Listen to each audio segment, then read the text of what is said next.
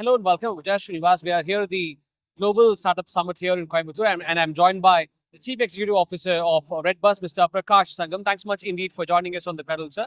RedBus has been pioneering digital ticketing for buses for a pretty long time. Where do you see the next phase of growth for RedBus?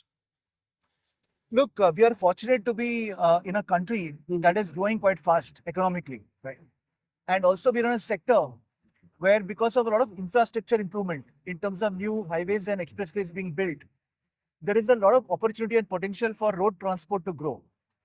And therefore, I do see continued growth happening in overall road transport industry. And as part of this startup summit, I would like to encourage a lot of entrepreneurs and startups to consider the road transport sector to innovate and come up with solutions. So because there is a tremendous growth potential here, and while we are at the vanguard of it today, That's right. we see that this potential will be here for many years to come. In addition to that, we are also kind of exporting our model from here, from India.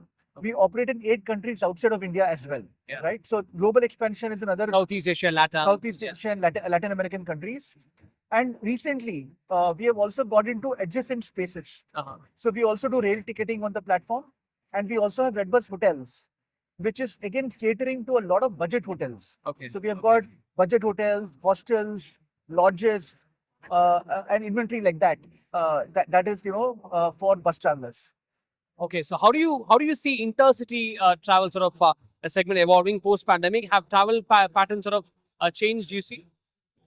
That's a very interesting question, and you're right. Post the pandemic, travel has definitely come back. It took us about almost 2 to 3 years. And because of things like work from home, which got prevalent during COVID and people were doing remote working, the traditional people who would depend on bus travel were like the IT crowd, like working in Chennai, Coimbatore, Bangalore. Many of them were doing remote working. So that segment, was not growing as much, or they were choosing not to travel. But now with all the offices opening up, that segment has come back. In addition to that, we are seeing that there are newer segments which are growing. And I would like to call out one specific one in a big way. There has been a tremendous rise in pilgrimage travel, especially in India, over the last 2 years. Some of us saw that by the record number of people, pilgrims who went to Kumbh Mela, right, last year. Right, yeah. But this is not a North Indian phenomenon alone. It is happening across the country, including in TN.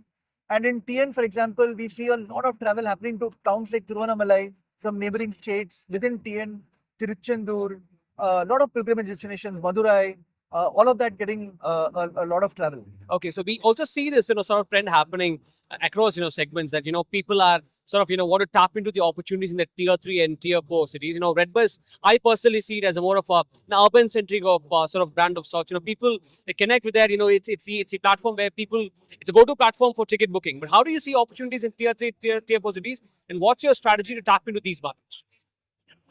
So, in a way, what you're saying is correct, that it began with connecting the metros, right? So even today, the biggest traffic corridors are, let's say, Bangalore, Coimbatore, Chennai, Madurai. You're right. But there is a lot of connectivity that has come up to all tier 2 and tier 3 towns as well.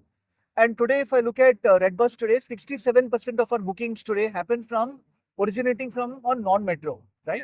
So the scale of inventory has really grown. Across the country, we have more than 500,000 unique routes that we cover. So it is quite deep. We have inventory that connects to more than 10,000 unique towns. So we are no longer just focused on metros. Our connectivity is widespread.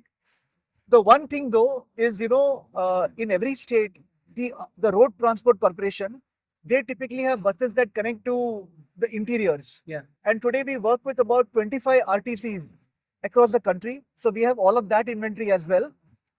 Unfortunately, we don't have TNSTC yet on our platform, but we hope to work with them and onboard them as well. Okay, so you said you're expanding into multiple regions as well, including LATAM and Southeast Asia and all that. But I'm sure the rules are completely different. It should be a completely different ball game, right? So how do you handle all this? What's your in terms of rules and regulations? How do you localize these this model that you have in RedBus? Yeah, you had the right word. The keyword is localization. That's right. The underlying needs don't change. So we are a two-sided marketplace. We have got bus travelers and bus operators. fundamentally a bus operator wants more sales. You need more liquidation, right? And the bus traveler wants the convenience of being able to compare across multiple bus operators, check out the right bus and book the right bus. Yeah. So those needs don't change, be it in India or in Malaysia or Indonesia or Peru, Colombia. Those needs are the same. So we are focused on solving for those problems and those needs, but we need to localize our solutions. So for example, our platform supports multiple currencies, multiple time zones, multiple languages. We have to do marketing which is very localized in that particular country. There are specific features that we build sometimes which are specific to a country. For example, in Indonesia, there is prevalence of offline payments. Not every payment is online. They go to a supermarket and make a payment. So we need to support those kind of payment instruments as well. So localization is there, but the fundamental needs don't change. Okay, there are also other players like Make My Trip. For example, Paytm in state transport. Now, how does RedBus stay active in this space? What's the unique selling proposition? So look, like I said, we are a two-sided marketplace. So as long as we have the most inventory, right, we will automatically attract the most number of travelers, because the traveler knows that when I come and I don't get tickets anywhere, let's say it's a Diwali weekend, which is going to come now, right? And the flight prices are obscene, very, very expensive. Train tickets are not available. You want to book on buses, you come to RedBus, you are likely to get a bus ticket because we have got the most number of bus operators on our platform, right? And that is what keeps us ahead of the game. And similarly, if I'm a bus operator, I would say that, look, RedBus is the largest seller of bus tickets. So I need to make sure that I'm available and I'm visible on RedBus, right? So they make sure that they come and attach their inventory with our platform. And so this is by getting more inventory, we get more demand. By getting more demand, we get more supply. So that is the flywheel that we focus on. And that is a virtuous cycle that keeps us ahead of the game. Okay, so what about artificial intelligence? You see that sort of transforming the digital ticketing platforms? It will. AI will have a big role to play. But have you adopted, in terms of your customer relations and all that? Yeah, you are absolutely right.